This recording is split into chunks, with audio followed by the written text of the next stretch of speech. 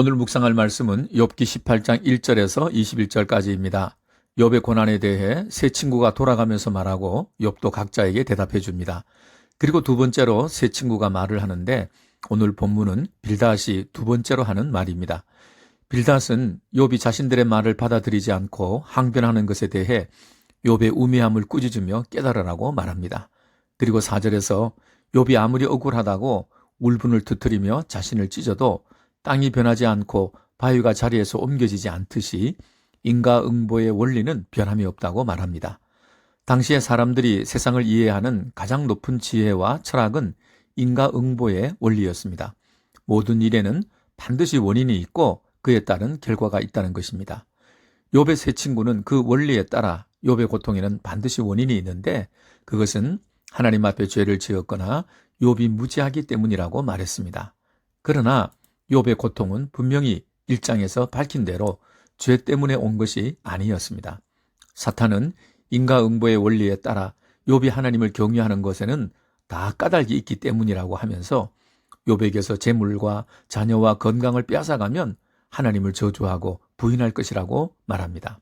그러나 하나님은 욥이 하나님이 주시는 보상이나 결과를 바라보고 하나님을 경외하는 것이 아니라 하나님의 존재만으로도 하나님을 경외하는 순전한 믿음의 사람이라고 욥을 믿어주시며 사탄이 욥을 시험하는 것을 허락하십니다.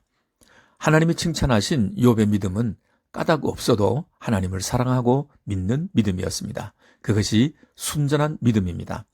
악인은 고통과 어려움을 당하고 의인은 복을 받고 잘 된다는 인과응보의 원리가 보편적 진리임에는 분명하지만 욥의 고난은 그것으로 설명할 수 없었습니다.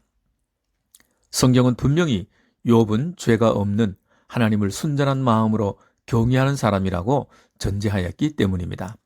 한 사람의 고통에 대해서 함부로 판단하거나 또는 그 원인을 찾아내어 설명하려거나 이해시키려는 태도는 옳지 못합니다.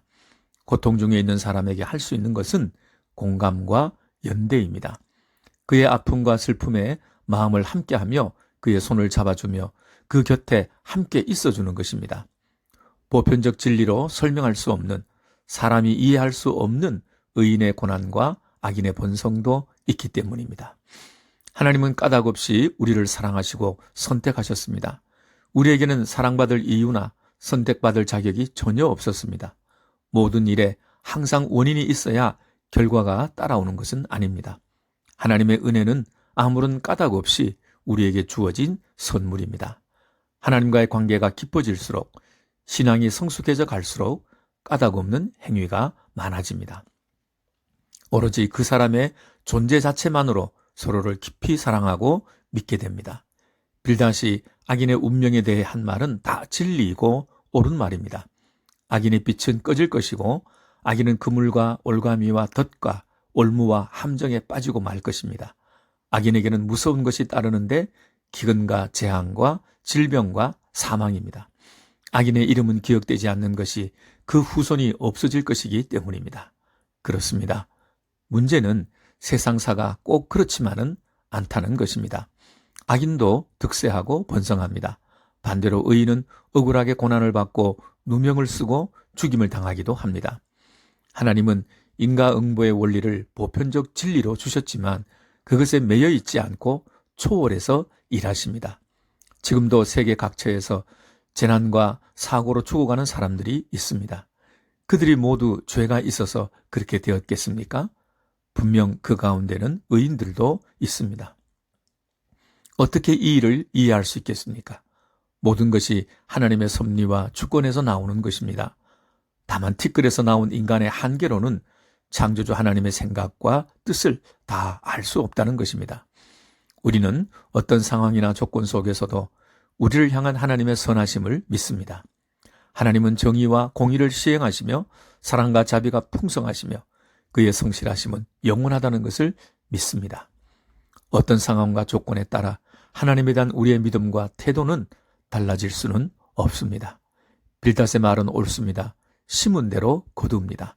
악인은 그 심은 대로 먹게 될 것입니다. 그러나 하나님의 은혜는 이 모든 것을 초월합니다. 내가 심지 않은 데서 거두게 하시고 내가 짓지 않은 집에서 살게 하시고 내가 수고하지 않은 데서 명예를 얻게 해주십니다. 하나님의 은혜로 사는 사람은 누군가에게 그 은혜를 흘러보내요.